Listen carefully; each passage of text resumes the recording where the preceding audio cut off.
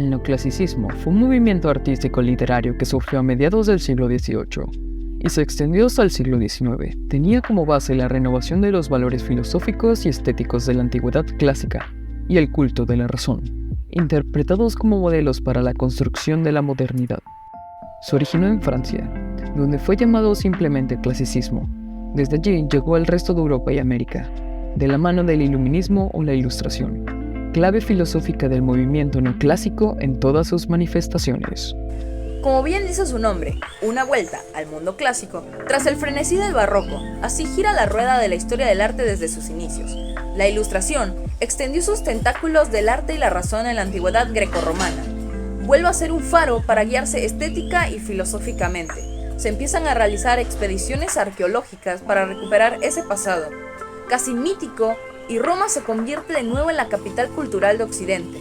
Todo artista que se precie va a conocerla. Después de tanta pasión desbordada, de tanto ornamento prescindible, vuelve a ponerse de moda la claridad y la sencillez. Vuelve el dibujo y la forma sobre el color y la mancha, que dejan de tener valor estético de por sí mismos. Se valora la factura impecable, sin pinceladas del autor, y se aprecia la temática histórica, incluida la de esa época en la cual estaba pasando la Revolución Francesa, y la mitológica, mejor si estaban basadas en los clásicos. Valores. Entre los artistas existía la convicción de crear una estética que convirtiera en un nuevo sentido a la modernidad. Así funcionaban bajo la escala de valores que se consideraban racionales y universales. Entre ellos estaban algunos como la libertad, la idea de patria, el heroísmo, el espíritu de sacrificio, rigor y autodominio. El propósito del neoclasicismo era la educación y la moralización de la sociedad con miras a la construcción del proyecto moderno. Los artistas y escritores creían que a través de sus obras ayudaban a difundir los valores necesarios para construir una sociedad racional, moral, culta y progresista. Su meta principal era superar a la ignorancia, a la que venían como una madre a la intolerancia y el dogmatismo. Cronología, ajá. 3 procesos históricos que fueron claves en el movimiento neoclásico. La aparición de la ilustración o el ilusionismo, movimiento filosófico que defendía la razón, el conocimiento y la secularización, como el propósito y medio para derrogar el dogmatismo y fomentar el progreso. En este movimiento se insertó la enciclopedia de Derieux y de D'Alembert, publicada por primera vez entre 1751 y 1772. El descubrimiento de las ruinas de Herculano, 1738, y Pompeya, 1748, que despertó nuevamente el interés por estudiar la cultura greco-latina. Y por último, la llamada doble revolución, es decir, la revolución industrial, que estaba modificando todos los modos de producción y organización social. La Revolución Francesa proclamaba la igualdad, la libertad y la fraternidad. El arte neoclásico abordaba temas como lo que es la historia grecolatina, usaba como modelo la moralidad, la historia del republicanismo y la Revolución Francesa, la mitología romana, se usaba como la alegoría de la virtud, y los temas del neoclasicismo se vinculaban con el compromiso político de sus artistas. Sin embargo, muchas veces fueron instrumentalizados por los gobiernos, lo que llevó a la estalarización de los contenidos y la pérdida de su eficacia revolucionaria. Aunque en apariencia el arte neoclásico transmite cierta frialdad, en realidad se pretendía ser un arte verdaderamente revolucionario en su intención, al cual al menos en su primera etapa. Los artistas genuinamente deseaban participar en el nacimiento de una cultura basada en la razón, la moral y el progreso. Equilibrio, proporción y simetría. En la antigüedad clásica, como modelo resurgió el interés por el equilibrio, la proporción y la simetría, valores propios del arte griego en ese periodo. De esta manera, los artistas neoclásicos rechazaban el efectismo y la especularidad del exceso decorativo del arte barroco y rococó. Fueron entendidos como la metáfora formal del carácter moral, es decir, que pretendían simbolizar por medio de esta forma el código de valores de la civilización moderna. Este canon se aplicó en las artes plásticas, la música, la arquitectura y la literatura.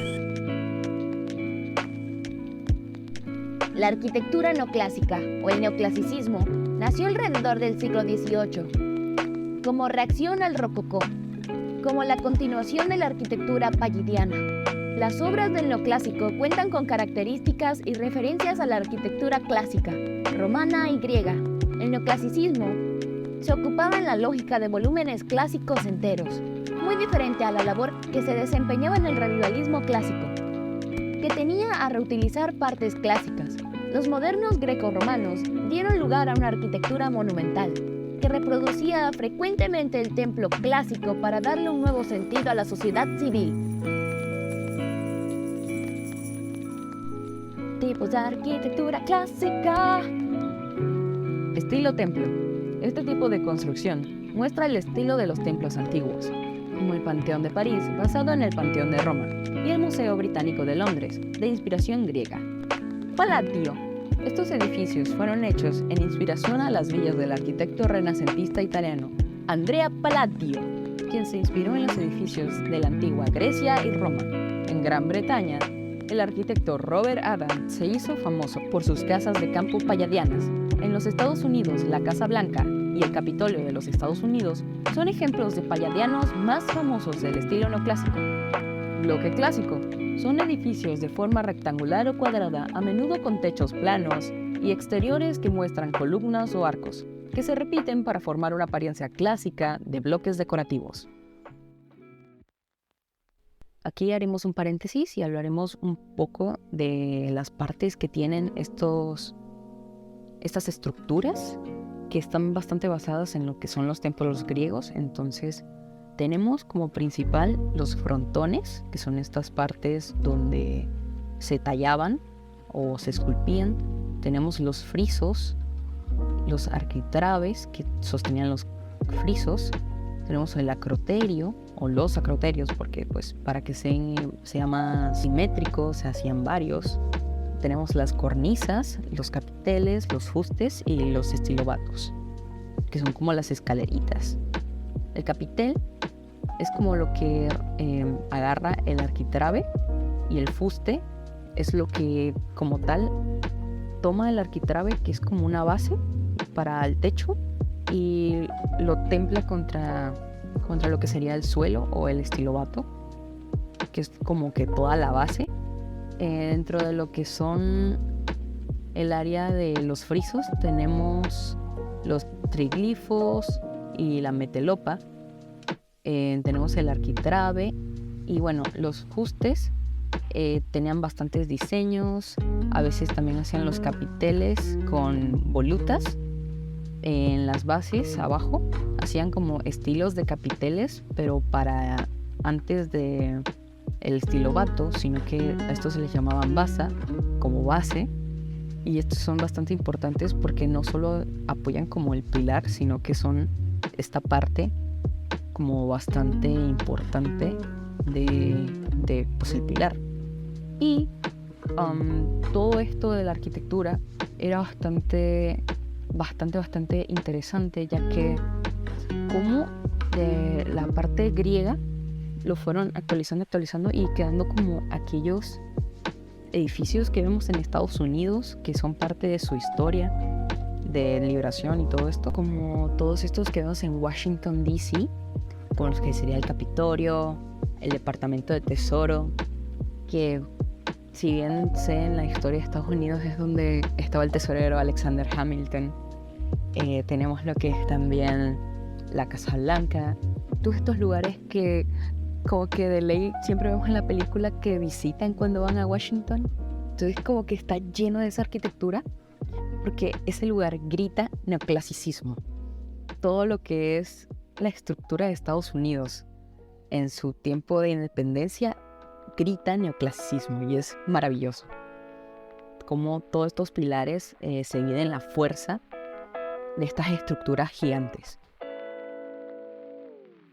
Algunas de las características de la arquitectura neoclásica son algunas, como tenemos la simplicidad de las formas geométricas, la gran escala de los edificios, los detalles griegos, particularmente los dóricos, y las columnas dramáticas y paredes en blanco. El neoclasicismo también fue muy importante en la planificación de las ciudades. Los antiguos romanos habían planificado un esquema consolidado en la dirección urbana. Las fachadas antiguas y los diseños de edificio estaban enfocados hacia estos patrones de diseño de ciudades y pretendían funcionar en proporción con la importancia de los edificios públicos. Muchos de estos patrones de planificación urbana encontraron su camino en las primeras ciudades planificadas y modernas del siglo XVIII. En otras noticias, el neoclasicismo se vio claramente influenciado por los descubrimientos arqueológicos de la época.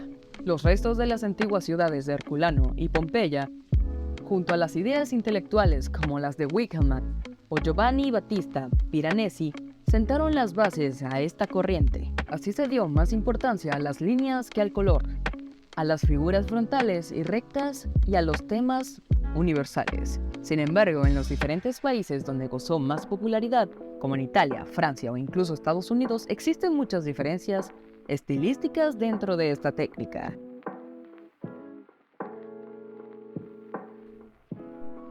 Los escultores de fines del siglo XVIII y comienzos del siglo XIX crearán obras en las que prevalecerá una sencillez y una pureza de líneas que los apartará del gusto curvilíneo del barroco.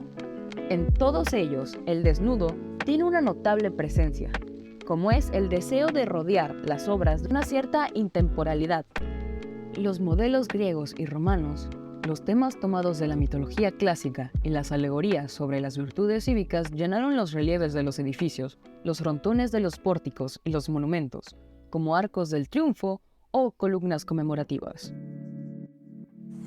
Característica: abandono de la policromía, preferencia por el mármol, cobre y el alabastro, exaltación de la belleza ideal, equilibrio formal, sutileza de la expresión emocional, escenas dinámicas poco frecuentes y en aspecto general la pureza helada. Algunos de los más importantes representantes de la escultura neoclásica fueron los siguientes: Antonio Canova, Posaño, 1757, Venecia, 1822. Obras de referencia: Las Tres Gracias, Venus Victrix, Eros y Psique, Lorenzo Bartolini, Savignano di Prato, 1777, Florencia, 1850. Obras de referencia: Carita Educatrice, François Rude, Dijon, 1784, París, 1855. Obras de referencia: Hébé et l'Aigle de Jupiter, Departure of the Volunteers of 1792, La Marseillaise. Jean-Antoine Houdon, Versalles, 1741, París, 1828. Obras de referencia: George Washington, Diana la Cazadora, Napoleón Bonaparte. Oigan, chicos, no se me vayan durmiendo, que faltan las técnicas. Predominó el dibujo y la forma sobre el colorido, y gracias a ello da como un resultado una estética distante del espectador, reforzado por la luz clara y fría que bañaba estas escenas. Ya que se adoptaban tonos dorados, se introducían en la obra una sensualidad que era rechazada por la estética neoclasicista. A veces se usaba un claroscuro, con una iluminación intensa de los personajes que interpretaban la escena del centro del cuadro, dejando en las tinieblas el resto del cuadro. Al destacar el dibujo sobre el color, este último era mero coloreado, que informaba sobre el contenido del cuadro, moderando por los objetivos representados sin tener el valor estético por sí mismo. En contraste con las pinturas barrocas o el rococó, las neoclásicas carecen de colores pastel y de confusión. En lugar de ello usan colores ácidos, una superficie en el cuadro que se aprecia lisa, con una factura impecable en la que difícilmente se apreciaban las pinceladas del autor, lo cual contribuía con establecer la distancia entre el autor y el tema, y este con el espectador. Bueno, espero que él no los haya dormido, porque ahora voy a hablarles de la composición. Generalmente se pintó al óleo sobre lienzo, pero también hubo frescos. Los cuadros representan, en general, el carácter ortogonal del lienzo, el estilo que buscaba la sencillez también en la composición. Cada cuadro se refería a un solo tema principal, sin temas secundarios, superflujos que pudieran distraer al espectador. No son cuadros de una gran profundidad, sino con una construcción frontal que recuerda a los frisos y los bajorrelieves de los clásicos.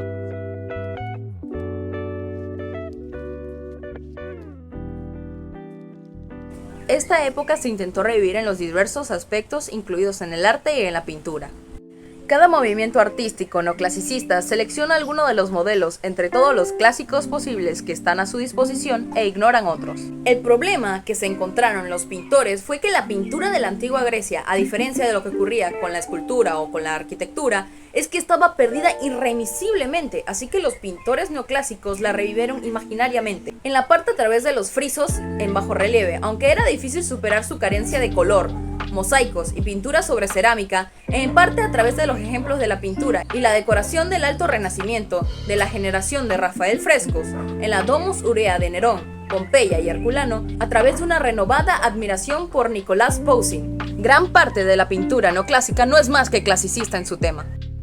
Algunos de los más importantes representantes de la pintura neoclásica fueron los siguientes: Jean-Louis David, París, 1748, Bruselas, 1825. Obras de referencia: El juramento de los Horacios, La muerte de Marat, La muerte de Sócrates, Napoleón cruzando los Alpes, Madame Recamier, Jean-Auguste Dominique Ingres, Montauban, 1780, París, 1867. Obras de referencia: Napoleón en su trono imperial, Edipo y la Esfinge, La bañista de Balpicón, La gran Nodaliza, Rafael Mengs, Auxinc, Moebia, 1728, Roma, 1779. Obras de referencia: Parnassus, Magdalena Peniente, Triunfo de la historia sobre el tiempo, Francisco Valleu, Zaragoza, 1734, Madrid, 1795. Obras de referencia: El paseo de las delicias, La feliz unión de España, Parma impulsa las ciencias y el arte. Angélica Kaufmann, Coira, 1741, Roma, 1807. Obras de referencia: Ariadna abandonada, Telemanco y las minas Calipso, Alegoría de la poesía y la pintura. Mariano Salvador Maella, Valencia, 1739, Madrid, 1819. Obras de referencia: La batalla de Ayubarrota, El embarque. Neoclasicismo, un movimiento que no solo buscó llegar al origen del arte en la antigüedad, sino el movimiento que quiso revolucionarlo y a su vez regresar a la simpleza. Después de todo lo que hemos visto en el romanticismo y en el clasicismo, llegamos a una etapa donde solamente tenemos el pasado. ¿Qué podemos hacer para avanzar? Inspirarnos en nuestro pasado, trayéndonos así no solo las mejores piezas de la arquitectura después de la Revolución Francesa, sino que las mejores piezas arquitectónicas de este lado del charco después de la independencia de los Estados Unidos, teniendo patrimonios hechos de forma gigante que hasta el día de hoy se siguen conservando y siguen viéndose como monumentos históricos, como algo de cultura, como actualmente todos estos monumentos, todas estas piezas de arquitectura, de pintura, de escultura siguen estando y siguen valiendo tanto, a pesar de que el ser humano vive una vida en donde el reloj da más vueltas de las que queremos y no tenemos el tiempo para concentrarnos en la simpleza, en la delicadeza, en la pureza. Por eso el neoclasicismo es un movimiento donde nos congelamos en el tiempo, regresamos hacia el pasado y aún así aprendemos sobre nuestro futuro. Un movimiento que es bastante sencillo, quizás no es tan amplio, pero tiene demasiado que contarnos. Neoclasicismo, el movimiento que nos intentó hablar de los pasados, teniéndolos en el presente. Neoclasicismo, uno de los movimientos que en la literatura nos trajo uno de los libros más importantes de la época, la Enciclopedia. Neoclasicismo, el movimiento que tuvo a los mejores compositores musicales y las mejores piezas musicales de la historia. Neoclasicismo, el movimiento que creó poesía sin ser poeta. Muchas gracias. Fin de la transmisión.